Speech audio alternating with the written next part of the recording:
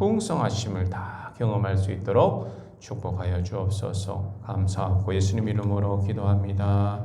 아멘. 할렐루야. 아멘. 우리 합창으로 인사합시다. 반갑습니다. 한 주간 잘 지내셨습니까, 여러분? 이제 입춘이 지났어요. 입춘이 지나고 하지만 여전히 날씨가 많이 춥지요. 어제, 오늘, 내일까지 많이 춥다고 하는데 하지만 점점 봄이 더 가까이 다가온다라고 하는 것을 우리는 느낄 수 있습니다. 오늘 이 시간을 통하여서 주님께서 여러분 마음 가운데에 이런 봄의 따뜻한 온기가 오늘 여러분 마음 가운데 예배 가운데 있기를 간절히 바랍니다. 오늘 말씀의 제목은 이제야라고 하는 말씀인데 이제야 하고 점점점 찍었잖아요. 여러분의 고백이 들어가야 됩니다. 어떤 고백들? 이제야 주님을 알았습니다. 아니면 이제야 주님을 나의 주님으로 모십니다. 아니면 이제야 주님을 사랑하게 되었습니다. 그러한 여러 가지를 여러분 직접적으로 생각하셔서 제목을 완성하시면 참 좋겠다라고 하는 마음을 가지고 오늘 이렇게 이제야 하고 제목을 점점점 하고 적었습니다. 여러분께서 한번 말씀을 다 듣고 난 이후에 이제야 그렇구나 라고 하면서 고백하시는 우리 모두가 되었으면 좋겠습니다. 여러분 바르고 건강하고 좋은 교회, 옳은 교회는 어떠한 교회입니까? 더 이제 나이가 들기 전에 더 늦기 전에 우리는 분명히 좋은 교회는 이런 교회입니다 라고 하는 것을 머리로 인식하고 또 마음으로 품고 신앙생활을 해야 될 필요가 있어요. 왜냐하면 여러분 우리 각자의 인생은 소중하잖아요.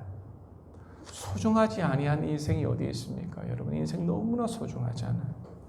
그래서 이 소중한 인생을 좋은 교회에서 잘 보내야 되지 않겠습니까?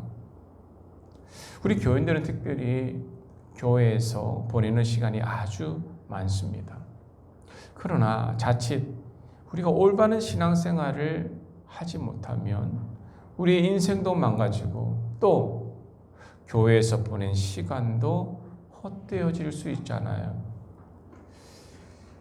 그래서 늘 마음 가운데에 좋은 교회는 이런 것이구나 라고 하는 것을 알고 우리가 노력하며 나가야 된다라고 하는 것입니다. 어제부터 동계올림픽이 시작되었습니다. 여러분 어제 TV를 보신 분들도 계시지요. 기다려왔던 분들도 계시고요. 그런데 그 참가한 모든 선수들의 목표가 뭡니까? 목표는 단 한 가지, 메달이에요. 그 중에도 금메달입니다. 금메달이라고 하는 목표를 놓고 지금까지 그들이 4년 동안 노력하고 피땀을 흘린 것 아니겠어요? 그러나 그렇지 않고 난 그냥 중국에 구경하러 가 라고 하면서 노력하고 훈련한 사람이 있겠습니까? 없을 거예요. 나는 그냥 참가하는 것이 목적이야. 그런 친구들이 있을까요? 없을 거예요. 만약 그렇게 한다고 하는 사람이 있다고 한다면 베이징 올림픽에도 참석하지 못했을 뿐더러 참석을 해도 대충 시합에 임하게 되어진다라고 하는 거예요. 그리고 메달을 주든 말든 나에게 상관이 없는 거예요. 마음이 그런데 누가 여러분 그에게 금메달이나 메달을 목에 걸어 주겠습니까? 아무도 걸어주지 않습니다. 마찬가지다라고 하는 거예요. 우리가 어떤 교회가 좋은 교회인가 라고 하는 것을 알아야 좋은 교회를 위해서 준비하고 기도하게 되고 나의 삶의 모습도 변화되게 되어진다라고 하는 것입니다. 그리고 마지막에는 주님으로부터 영광의 면류관을 받게 되어진다라고 하는 것이지요. 자, 그래서 오늘 함께 좋은 교회가 어떤 교회인지를 알고 이제야 이렇습니다 라고 깨닫는 시간들이 되어지길 원합니다. 여러분 보통 좋은 교회는 어떤 교회인가 라고 질문할 때에 많은 선배들이 그런 이야기를 하십니다. 교인들을 소비자로서 대하는 교회가 되지 말고 교인들을 공급자로서 대하는 교회가 되어야 된다라고 이야기하는 거예요. 다시 말해서 소비자 교회는 뭐냐? 소비자 교회는 교인들의 요구를 다 들어주는 교회가 소비자 교회입니다. 우리들은 어떤 제품에 있어서 소비자잖아요. 소비자의 욕구에 맞게, 구매에 맞게 제품을 만들지 않습니까? 제품들을 늘 업그레이드 하잖아요. 핸드폰도요. 누구에 맞게 여러분 그것을 업그레이드 합니까? 자기 만드는 사람의 입맛에 맞게 만드는 사람은 아무도 없을 거예요. 계속해서 소비자가 이것을 요구하고 저것을 요구하고 그것을 다 조합해서 가장 좋은 것을 만들어 간다라고 하는 것입니다. 그래서 세상이 그렇다라고 하는 거예요. 근데 세상이 그렇기 때문에 교회조차도 그러면 되겠습니까? 그렇지 않은 거예요.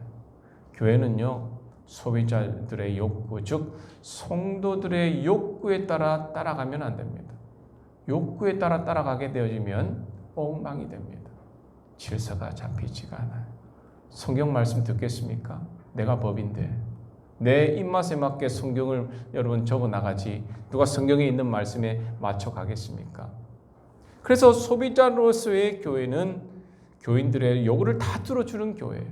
하지만 공급자로서의 교회는 교인들을 세우고 훈련시키고 말씀에 복종하게 하고 기도를 가르치는 교회, 그 교회가 바로 공급하는 교회다라고 하는 것입니다. 여러분 누가 전도합니까? 여러분하고 저가 하는 거예요. 훈련된 자가 하는 거죠. 근데 소비자로서의 교인들은 뭐라고 합니까? 당신이 하세요. 나는 앉아서 그냥 좋은 말씀만 듣겠습니다. 라고 이야기한다라고 하는 것입니다. 선교 당신만 하세요. 라고 이야기하는 거예요. 그것은 바로 소비자로서의 교회에 하는 모습이다라고 하는 것입니다. 공급자로서의 교회는 어떻습니까? 주님, 나를 불러주셨음에 감사합니다. 나는 지금 부족합니다. 하지만 내가 훈련되고 준비되어서 가겠습니다. 주님, 나를 부르셨으니 주님 주의 생명을 걸고 주의 역할을 잘 감당하겠습니다. 주님의 역할을 잘 감당하겠습니다. 여러분, 그게 바로 공급자로서의 이런 교인의 모습이다라고 이야기할 수 있겠습니다. 여러분, 소비자로서의 교회는 어떻게 하면 교인들의 입에 만나는 것을 넣어주고 하고 싶은 대로 충족시켜줄까 애쓰는 교회, 소비자로서의 교회입니다.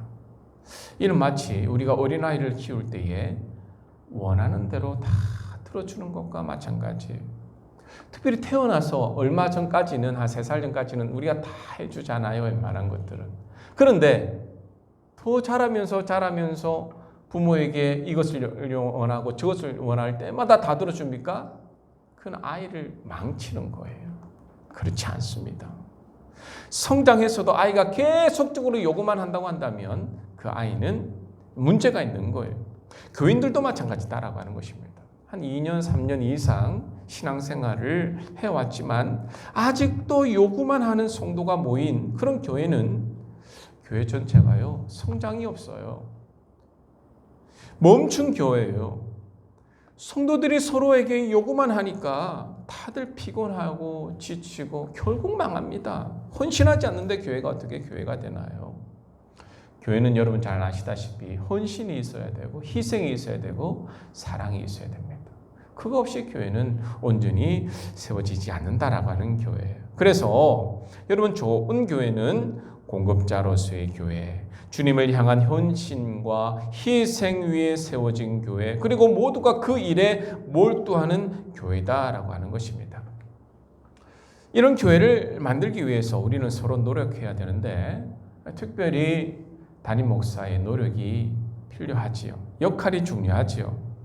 그래서 여러분, 저를 위해서 많이 기도해 주셔야 됩니다. 기도 많이 해 주셔야 돼요. 여러분 잘 아시다시피 담임 목사의 일이 무엇입니까? 네, 좋은 교회를 위해서 교인들을 지속적으로 헌신하게 하는 것. 목사의 역할이에요. 지속적으로 헌신하게 하고 또 지속적으로 주님 앞에서 희생하게 하고 하는 역할을 바로 해야 되는 것이 담임 목사의 역할입니다. 그래서 욕도 많이 먹습니다.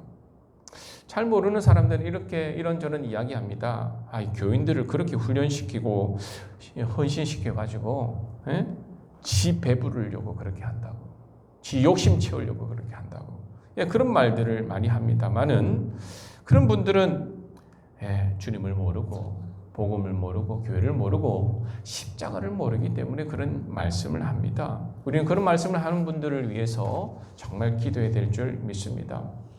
만약 먼저 믿는 여러분 우리들이 복음과 십자가 정신으로 무장되고 잘 훈련되어지고 있다고 한다면, 새로 오시는 분들은 당연히 교회는 그런 것이나 보다, 교회는 헌신하는 것이구나, 교회는 희생하는 것이구나, 교회는 기도하는 것이구나 라고 하는 것을 보니까 불평 없이 헌신한다라고 하는 거예요.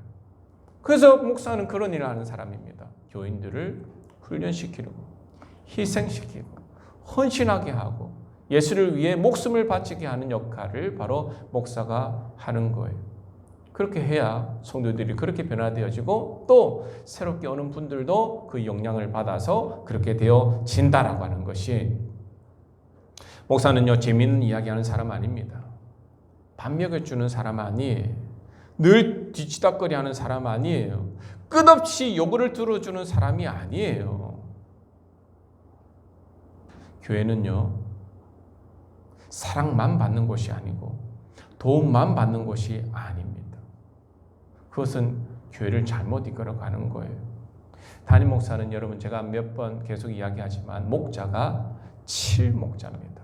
치는 거예요. 양떼를 치며 나가는 것이지, 양떼를 여러분 어떻게 계속적으로 목자가 양을 돌보는데 마음대로 가는데 그냥 내버려 두는 게 목자입니까? 아니에요. 막대기로 칩니다. 이리 가야 된다고, 저리 가면 죽는다고 계속 치며 나가는 게 목사의 목자라고 하는 겁니다. 즉 교인들이 바른 길을 제대로 가도록, 천국에 온전하게 당도하도록 치며 나가는 게 바로 목사의 역할이다라고 하는 거예요. 성도들이 잘못된 길을 가고 있으면 아닙니다, 그 길 가면 큰일 나요 라고 이야기해야 되고, 바른 길을 가야 된다라고 꼭 이야기해야 되는 게 목사의 역할이에요.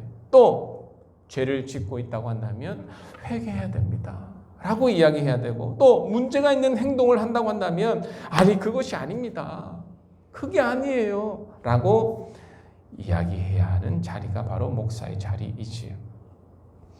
그래서 어려운 자리입니다. 솔직히 밥맛 떨어지는 자리예요. 왜? 끊임없이 잔소리를 해야 되는 자리니까요. 잔소리 좋아하는 사람이 어디에 있습니까? 우리들 여러분 그 잔소리가 듣기 좋습니까? 듣기 싫잖아요. 이미 성장한 여러분들에게 이래라 저래라 하는 것이 영 못마땅할 수 있다라고 하는 것입니다. 담임 목사가 여러분보다 나이가 어리면 더 그런 생각을 하게 되어집니다. 하지만 그런 생각을 가지는 것은 바르지 않지요. 믿음 없는 행위입니다. 하나님께서 그 교회를 치리하라고 불러주셨는데 그것에 그 말씀에 따르지 않는 것은 하나님의 말씀을 따르지 않는 불신앙적인 행위일 수 있어요. 그래서인지 요즘에 여러분 목사 지방생이 많이 줄었어요. 예전에 저만 해도 저 때만 해도 저희 서울신학대학교 신학과가 거의 3대1 그렇게 좀 장로의 신학대, 감리교 신학대 이런 데는 7대1, 8대1 되고 막 그랬어요. 근데 지금은 어떨까요, 여러분? 미달입니다. 미달이. 그만큼 신학하고 목사 되려고 하는 사람이 없어요. 제가 왜 이런 말씀을 설교 초반부터 드리는가? 정말 건강한 교회가 무엇인 줄 알고 신앙생활을 해야 되기 때문이에요. 그것을 알아야 우리가 변화되어지고 인생을 허비하지 않습니다. 지금 우리 교회도 마찬가지예요. 좋은 교회가 뭘까? 그 목표가 뭘까? 주님께서 이끌어 가시는 교회의 목표는 뭘까? 그것을 알아야 우리가 변화되어집니다. 제가 여러분 이 바울중앙교회에 와서 여러분 얼마나 주님 원하시는 모습으로 변화되었는가? 제가 예전에도 한번 말씀드렸죠. 얼마나 변화되었는가? 한번 생각해 보십시다. 내가 얼마나 신앙생활 하면서 또 바울중앙교회 여러분 오셔서 변화되었는가? 아니면 여전히 내가 원하고 바라고 뜻하는 것만 요구하는 그런 소비자 역할로서 내가 앉아있는가? 참 우린 진지하게 한번 물어봐야 된다고 하는 겁니다. 이런 배경을 두고 오늘 엘리야와 사르밧 과부에 대해서 우리가 말씀을 한번 나아가 보십시다. 엘리야는 악한 아합 왕과 대결점에 서 있어요. 하나님께서 이 엘리야를 통해서 이스라엘에 수년 동안 비가 안 올 것이다 라고 선포합니다. 그래서 오늘 17장 우리 후반을 읽고 전반부는 읽지 않았지만 한번 보십시다. 17장 1절에 한번 보세요. 길르앗에 우거하는 자 중에 딥셉 사람 엘리야가 아합에게 말하되 내가 섬기는 이스라엘의 하나님 여호와께서 살아계심을 두고 맹세하노니 내 말이 없으면 수년 동안 비도 이슬도 있지 아니하리라 하니라. 자, 이런 말을 하고 난 다음에 엘리야가 몸을 숨기게 됩니다. 자, 그래서 동쪽으로 떠나 요단 앞 그릿 시냇가에 숨었어요. 그 시냇가에 숨어서 까마귀가 갖다 주는 음식을 먹고 또 하나님께서 뭐라고 이야기하느냐? 너는 이제 그릿 시냇가에 머물매 5장 6절, 5절, 6절, 7절 이런저런 말씀을 하고 7절에 보니까 땅에 비가 내리지 아니하므로 얼마 후에 그 시내가 마르니라. 하나님의 말씀대로 비가 내리지 않는 거예요. 하나님이 다시 한번 이야기합니다. 너는 이제 사르밧으로 가라. 거기 가서 머물라. 내가 그곳 과부에게 명령하여 내게 음식을 주게 하였느니라 라고 해서 사르밧으로 가게 되어집니다. 자, 그런데 그곳으로 가니까 어떤 것을 보게 되어지느냐? 한 과부가 나뭇가지를 줍고 있는 거예요. 이 엘리야가 물을 좀 가져와서 내가 좀 마시고 싶다라고 이야기합니다. 10절 마지막에 그렇게 이야기하고 있죠. 그리고 또 다시 내 손에 떡 한 조각을 내게로 가져오라 라고 이야기하고 있어요. 길 가는 나그네에게 잘 대접하는 것이 이스라엘의 좋은 덕목이었습니다. 그런데 이 엘리야는 그 과부를 알아보았어요. 어떠한 과부인지. 그리고 믿음의 시험을 하는 중이에요. 그녀가 어떤 상황인지 엘리야는 알았지만 물과 떡을 요구하고 있다고 하는 것입니다. 이때 이 엘리야의 요구에 과부가 12절 이렇게 이야기합니다. 당신 하나님 여호와께서 살아계심을 두고 맹세하노니 나는 떡이 없고 다만 통에 가루 한 움큼과 병에 기름 조금뿐이라. 내가 나뭇가지들을 주었다가 나와 내 아들을 위하여 음식을 만들어 먹고 그 후에는 죽으리라 라고 말하고 있습니다. 어떻게 보면 죽을 준비를 하기 위해서 나뭇가지를 줍고 있었던 거예요. 마지막 남은 가루로 밥에 먹고 죽겠다라고 하는 것입니다. 얼마나 처량하고 불쌍하고 안타깝습니까? 먹을 것이 없어서 죽는데, 살고 싶은데 먹을 것이 없어서 이제 마지막 양식을 놓고 내가 아들과 함께 죽겠다라고 이야기하고 있는 것입니다.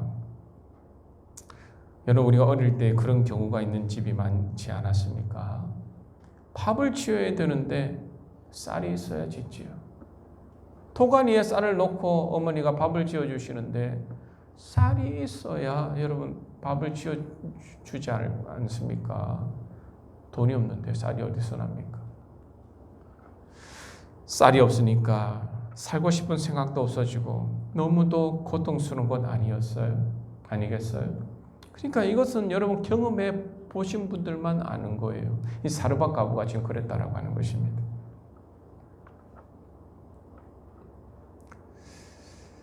그런데 금방 우리가 읽었던 말씀 보니까 당신의 하나님 여호와께서 살아계심을 두고 맹세하노니 라고 이야기하고 있는데, 이런 말을 할 정도면 하나님을 어느 정도 알고 있는 사람이 아닐까요? 하지만 죽을 준비를 하는 것입니다. 여러분, 좀 이상하지 않습니까? 하나님을 안다고 한다면 하나님께 간구해서 쌀을 달라고 하든지 아니면 무슨 방도를 주시기 위해 기도하든지 해야지, 왜 죽을 준비를 합니까? 잘못된 건 아닌가요? 이는요, 하나님의 살아계심이, 그리고 그 여인의 신앙이 그녀의 삶에 실제적인 변화를 일으키지 못하고 있음을 알려주는 것 아니겠어요? 다시 말해서 하나님의 살아계심을 인정하지만 그분의 능력을 부인하거나 또 기도할 수 있음에도 불구하고 운명에 몸을 맡기고 있는 것처럼 보인다라고 하는 것입니다. 여러분, 이것은 믿음 있는 자의 모습이 아니지요. 이 사르밧 과부의 모습은 어떻게 보면 단지 교회는 다니지만, 그래서 하나님을 아버지라 부르기도 하지만, 또 찬양도 하고 가끔 교회 행사에도 참석하지만 살아계신 하나님의 능력을 체험하거나 경험한 적이 없다라고 하는 것입니다. 하나님의 초자연적인 은혜와 인도하심을 경험하지 못한 사람일 수도 있어요. 그래서 하나님을 기대하지도 않지요. 기대하지도 않기에 소망도 없지요. 바람도 없다라고 하는 것입니다. 어떻게 보면 자신의 능력으로 살고자 하고, 그런데 그것에 문제가 생기면 포기하는 사람과 같다라고 하는 거예요. 아직 이 사르밧 과부는 하나님의 사람으로 변화되지 못했음을 우리는 볼 수 있다라고 하는 것입니다. 야고보서 5장 16절에 엘리야가 어떤 믿음을 가졌는가, 그리고 우리도 어떤 믿음을 가져야 하는가, 우리 오늘 읽었지만 그 말씀을 하고 있는 것 같아요. 자, 야고보서 5장 16절 한번 보십시다.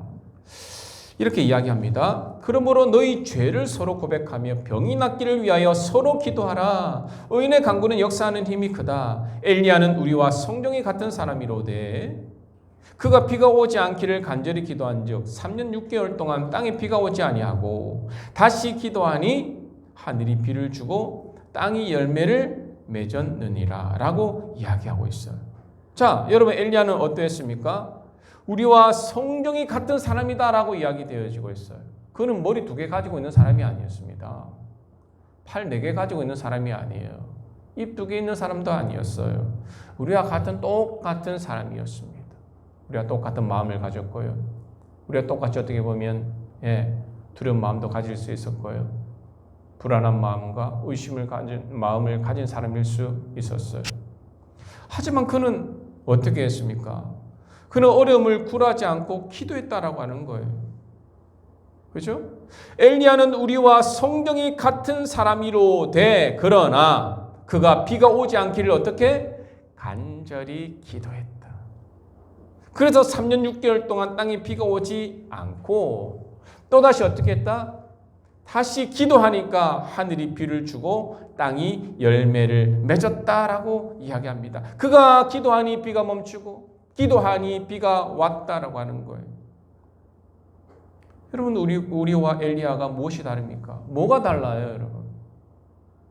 다른 게 없어요.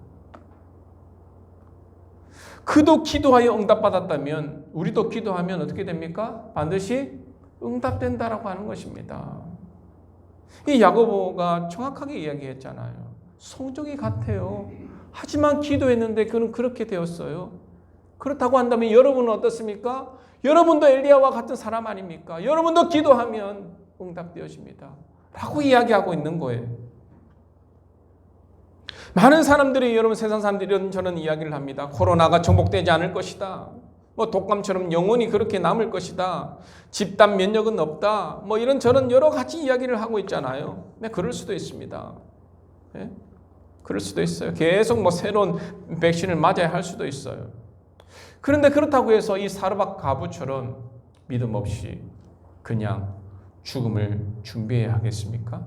나뭇가지만 죽고 밥 먹고 이제 죽겠습니다. 그런 믿음 없이 여러분 살아야겠냐고요?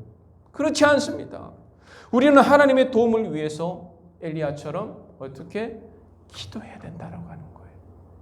살아계신 하나님께 간구해야 된다라고 하는 것입니다. 그리고 세계 선교와 복음 전도를 위해서 열심으로 나가야 된다라고 하는 거예요.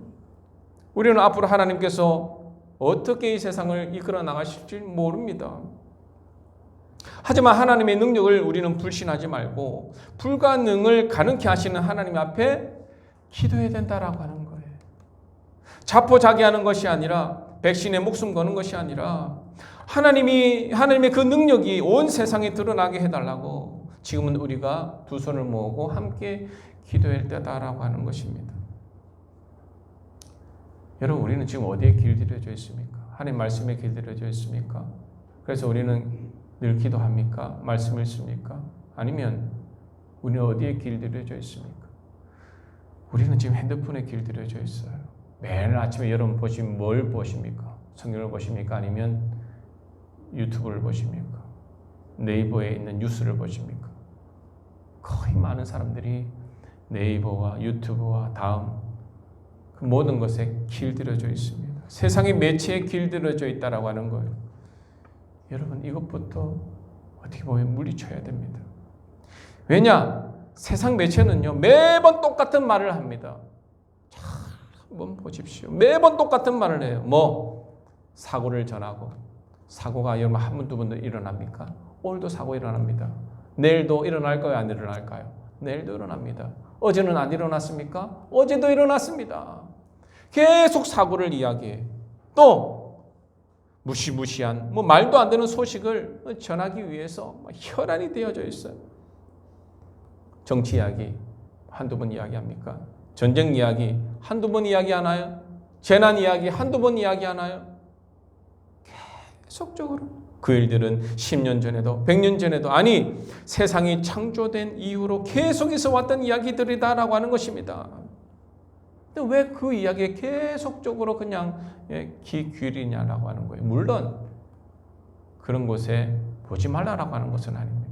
그런데 하나님 말씀 이전에 그것에 빠져가지고 그것에 길들여져 있기 때문에 하나님 말씀 무시하고 과학만 신봉하고 하나님 말씀은 잘못된 거예요. 보이지 않는 하나님을 어떻게 믿어? 예? 그러한 불신앙적인 생각을 가지도록 세상이 그렇게 만들어간다라고 하는 것입니다. 그래서 우리는 그런 소식들을 들으면서 믿음이 어떻게 해요? 약화되어진다라고 하는 거예요. 그들은요, 없는 사실도 있는 듯 만들어냅니다. 유튜브 한번 보세요. 없는 이야기도 여러분 다 내가지고 그냥 이야기하고 서로 그냥 법정에서 다투고 막 그러잖아요. 조회수 올리려고.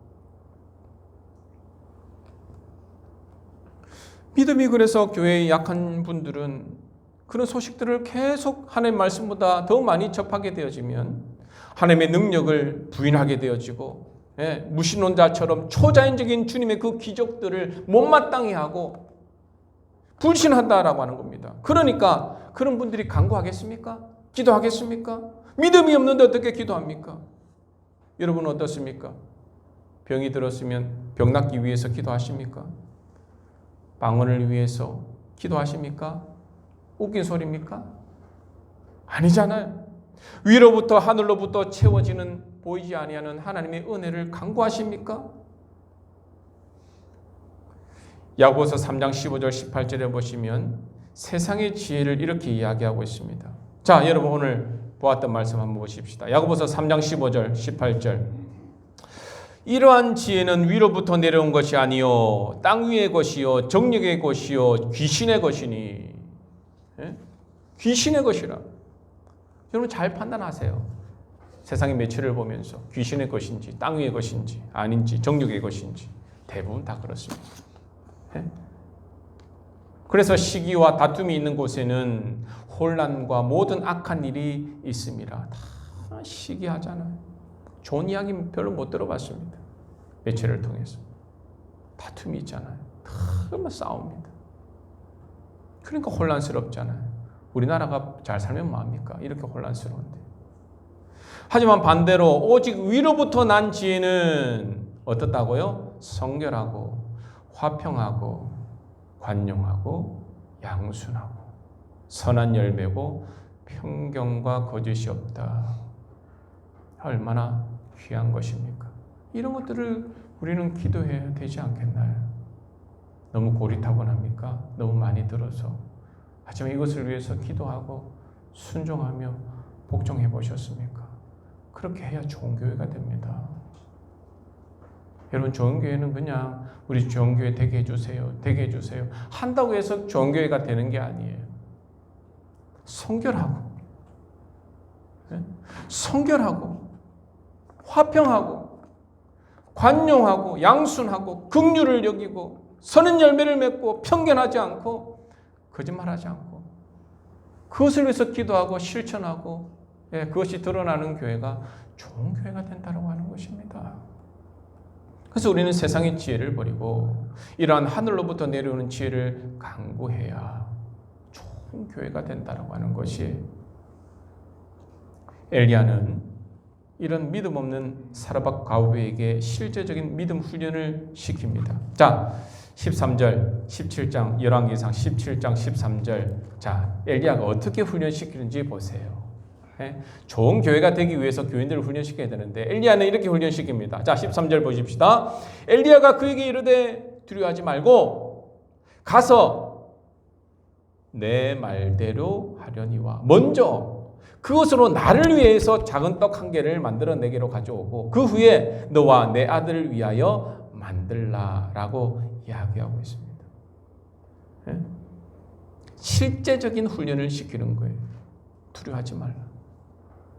떡 먼저 만들어 와라.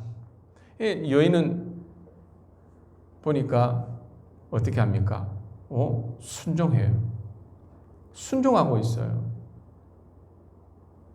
엘리야의 말에 믿음을 가지고 순종했는지, 아니면 뭐 마지막이니까 그냥 들어주자라고 해서 들어줬는지 모르지만 순종합니다.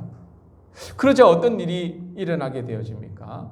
여러분 잘 아시다시피 15절, 그가 가서 엘리야의 말대로 하였더니 그와 엘리야와 그의 식구가 여러 날 먹었으나 통에 가루가 떨어지지 아니하고 병에 기름이 없어지지 아니한지라.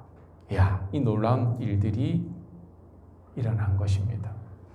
이 여인이 어땠을까요? 신통하네, 방통하네, 어리둥절하기도 하고 요상한 기분이 들었을 것입니다. 얼마나 놀라워요, 여러분. 그런데 오늘 말씀이 이렇게 마무리되었으면 좋겠지만 이렇게 마무리되어지지 않아요. 이렇게 마무리만 된다고 한다면 하나님은 기적만 베푸시는 분이구나, 우리 기도해서 기적을 위해서 기도해야지, 그렇게만 알게 되어지는데, 계속해서 있는 말씀, 우리가 오늘 읽었던 말씀이 진짜 우리에게 주시는 말씀이에요.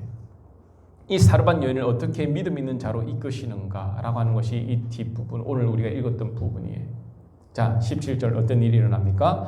자, 17절 다 같이 한번 읽어보십시다. 17장 17절 열왕기상 시작. 2일 후에 그 집 주인 되는 여인의 아들이 병들어 증세가 심히 위중하다가 숨이 끊어진지라. 지금 엘리야가 그 집에 살고 있어요. 그런데 이 여인이 하나님의 은혜를 받았잖아요. 이상하게도 아이가 죽은 거예요. 여러분, 교회 잘 다니면 이런 일이 없어야 되잖아요.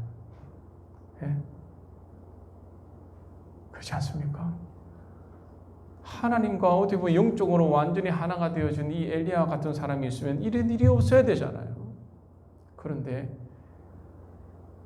여인의 아들이 죽습니다. 죽고 난 다음에 이 여인이 어떻게 되어지느냐? 18절 보세요. 여인이 엘리야에게 이르되 하나님의 사람이여, 당신이 나와 더불어 무슨 상관이 있기로 내 죄를 생각나게 하고 또 내 아들을 죽게 하려고 내게 오셨나이까?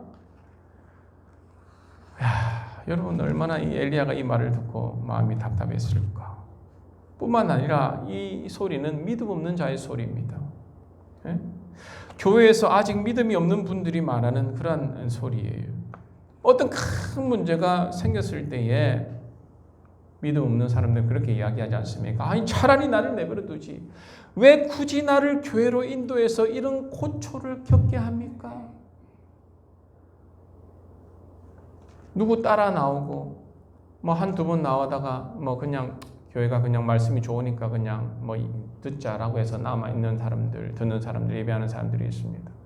그런데 아니 교회에 나와서 복 받으려고 나왔는데 아니나 다를까 어떤 큰 문제들이 계속 생기는 거예요. 그러면 누구를 원망합니까? 나를 데리고 온 사람을 원망하게 됩니다.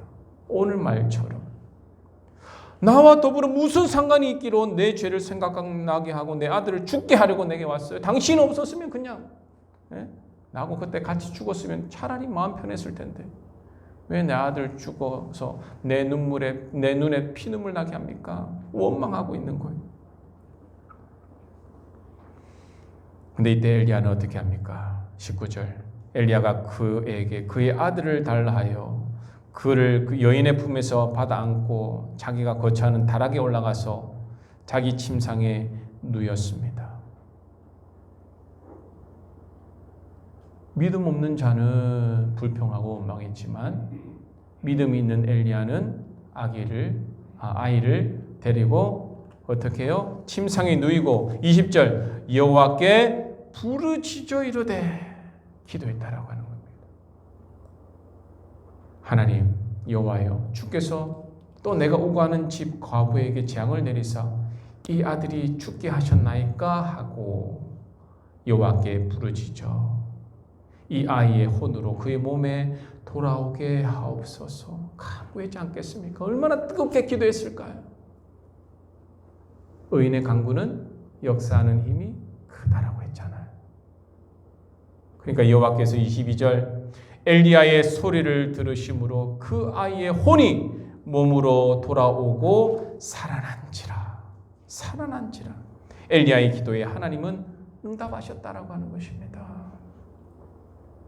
놀라운 일을 우리는 보고 있습니다. 이때 사르반 여인의 고백을 한번 들어보자고요. 23절, 24절 오늘 말씀의 포인트입니다. 다 같이 큰 소리로 읽습니다. 시작. 엘리야가 그 아이를 안고 다락에서 방으로 내려가서 그의 어머니에게 주며 이르되 보라 내 아들이 살아났느니라. 여인이 엘리야에게 이르되 내가 이제야 당신은 하나님의 사람이시요 당신의 입에 있는 여호와의 말씀이 진실한 줄 아노라 하니라. 이제야 알겠습니다라고 하는 거예요. 첫 번째 통에 가루가 떨어지지 않고 병에 기름이 없어지지 않을 때는 긴가민가했어요. 하지만 완전히 죽었던 아이가 살아나죠. 또 엘리야가 기도했던 것 들었지 않겠습니까? 야, 저 사람이 나의 아들을 위해서 저렇게까지 기도하는구나. 아이가 살아났어요. 호흡을 하는 거예요. 야, 여러분 어땠을까요? 그래서 사르밧 과부가 이제야 알겠습니다. 이제야 당신은 하나님의 사람입니다. 당신의 입에 있는 여호와의 말씀이 진실합니다. 여러분 제가 이야기하는 말씀, 설교하는 말씀 진짜일까요? 거짓말일까요? 진짜입니다. 불신자들은 거짓말로 합니다. 거짓말로 알아요. 하지만 사르밧 과부는 뭐라고 합니까? 이제야 당신의 입에 있는 여호와의 말씀이 진실한 줄 아노라. 여러분 성경에 있는 여호와의 말씀은 진실합니다. 그것을 이제야 깨달았다라고 하는 거예요. 그래서 이제야 올바른 신앙을 갖게 되었다라고 하는 사실이죠. 이제야 비로소 의심 없이 믿게 되었다고 합니다. 이러한 고백들은 성경 곳곳에 이야기되어지고 있어요. 욥의 고백은 어땠습니까?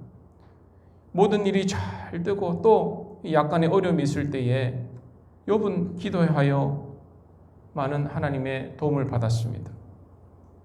하지만 그도 하나님에 대한 큰 믿음이 있었지만 어떻게 보면 그것조차도 껍데기 신앙이었습니다라고 고백하는 부분이 욥기 42편에 이야기하고 있습니다. 뭐라고 이야기하느냐? 여러분 제가 한번 읽어드릴게요. 욥이 여호와께 대답하여 이르되 주께서는 못하실 일이 없사오며 무슨 계획이든지 못 이루실 것이 없는 줄 아오니 무지한 말로 이치를 가리는 자가 누구이니까 나는 깨닫지도 못한 일을 말하였고 스스로 알 수도 없고 헤아리기도 어려운 일을 말하였나이다. 내가 말하겠사오니 주는 들으시고 내가 주께 묻겠사오니 주여 내게 알게 하옵소서. 내가 주께 대하여 귀로 듣기만 하였사오나 이제는 눈으로 주를 배움나이다. 하나님의 음성을 듣고 하나님과 대화하고 이야기하자. 그는 이런 고백을 하는 거예요. 내가 주께 대하여 귀로만 들었는데 이제야 눈으로 주를 배웠나이다.